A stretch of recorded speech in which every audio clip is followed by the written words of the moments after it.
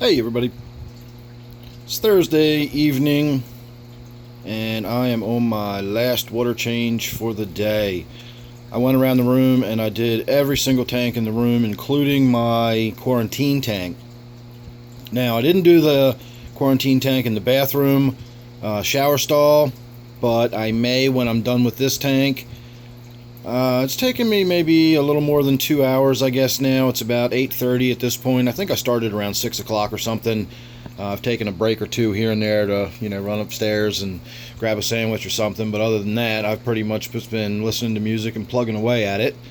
And as I said, I'm coming down the home stretch and I'm finally going to be able to wind down for the evening. So I don't know how much more video I'm going to want to wind up shooting. It's tough to say. So I thought I would take a few minutes and we could have a look at my 125 here with the water drained out of it quite a bit. You can see how big my water sprite plant is.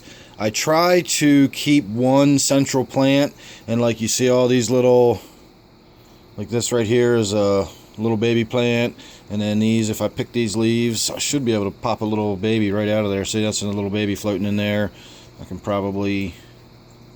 Oh no, that's the leaf off of this one. I'm trying to look in my phone to do it. See how easy that is to just pop these little floating ones out. So I try to remove as many of those as possible while keeping the main plant in there, and then that allows me to grow a plant nice and big but not completely cover the tank with vegetation so you can't even see in there. It really opens it up a lot when you pull all these little ones out. So I've got that one, and then I'm working on another one down at this end. Let's see if we can have a look down here. So this one's got this big stalk that's growing up out of the water. And all these little babies I collect up tonight. There's a few more right in here that are nice and easy to pick out. These will all get tossed over into my bucket. There's another big one. And I keep a light on these pretty much around the clock. And I stir the water up every day or so, and I make sure they stay good and healthy and growing, and I sell them. So if you're actually interested in any water sprite or Java Fern, let me know. I'll put my email down below and you can contact me that way. I've got to go around and get a few of these tanks cleaned out. I was looking at this one tonight while I was doing a water change, and the Java Fern in there is just getting so thick. I've really got to get in there and thin some of that out a little bit. My floating water sprite in my native tank here, I did just thin that out a bunch, so my bucket of water sprite is pretty much full of water sprite right now. And I was noticing today in this tank, my crypt looks like it has little babies coming up, so who knows, maybe someday I'll be able to have some of those to spread around. Right now, if I get any little baby crypt, they're going to go around in my various tanks. I won't have any of excess of those just yet. But here's another tank where I've got a lot of Java Fern that's going to need to get divided out of there pretty soon. And then I've also got all of this Anubias that's got new shoots coming up everywhere, and it's going to need to be thinned out pretty soon. Fortunately, I can say I got in here recently and cleaned out the Java Fern in my gourami tank, but my water sprite very, very quickly just fills back in, and I've got a million little babies again, and it doesn't take long at all before I've got a bunch of water sprite. So this tank is my source of water sprite that gets dropped down here into my red-clawed crab tank.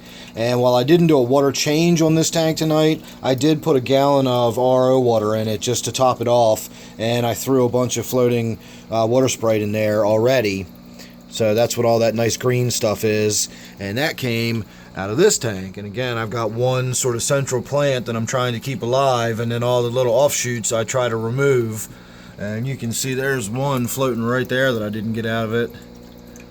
So you can see all the little roots hanging off of it. So they just keep going and going and going. The only tank I don't have massive overgrowth of my plants is my Brackish tank, and that's because it's brackish water, and it's just tough to get any plants to grow in brackish water, and as it is, my Java Fern struggles in there. So I think I might be over lighting it, and I'm in the process of switching the lighting over. I'm going to be tinkering with that later tonight. Don't think I'm going to be shooting any video of that later tonight, but I will be tinkering with it. We look over here at my Angelfish tank. I was going to call this my quarantine tank. I got confused for a moment there. Everybody's still kind of laying low because of the water change I just did. And then down here we've got my actual quarantine tank. And everybody's doing their thing in here. I've even got one of those loaches. I don't know if you can see that coolie loach right there. I've still got 2 of them in this tank. I've never been able to get them out of there, and they just stay buried in the substrate all the time, and I never see them, so I never worry too much about them. So that'll be getting emptied out pretty soon. All the fish can come out of the quarantine now. They've been in there long enough. The ones that had ick died, and then nobody else has contracted ick since then. I went through and finished off the treatment even though the infected fish were dead. So no problems with that, and that was a couple of weeks ago. So they're ready to move into their permanent homes. I just haven't gotten around to do it.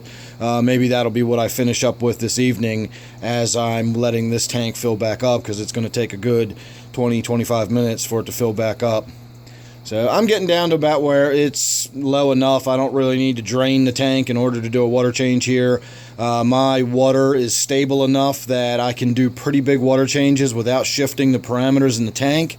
So my philosophy is, why not? If I can do it, if I've got that siphon hose in there just draining into the other room, why not let, half the tank drain unless I'm in a hurry or otherwise.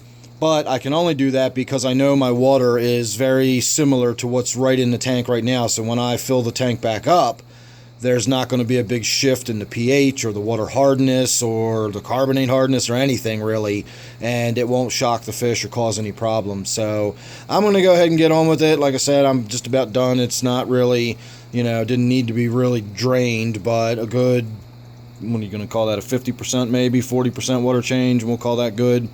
So thanks for watching. Make sure you're subscribed. That way you won't miss anything else I got coming up. I am going to be doing a real official around the world update here pretty soon, even though that was sort of a little mini update. But I will be doing a real around the world update here pretty soon. And if you're subscribed, you won't miss any of that or anything else I got coming up. So don't forget, this one is my 125 gallon tank. Thanks for watching, and I will see you real soon on the next one.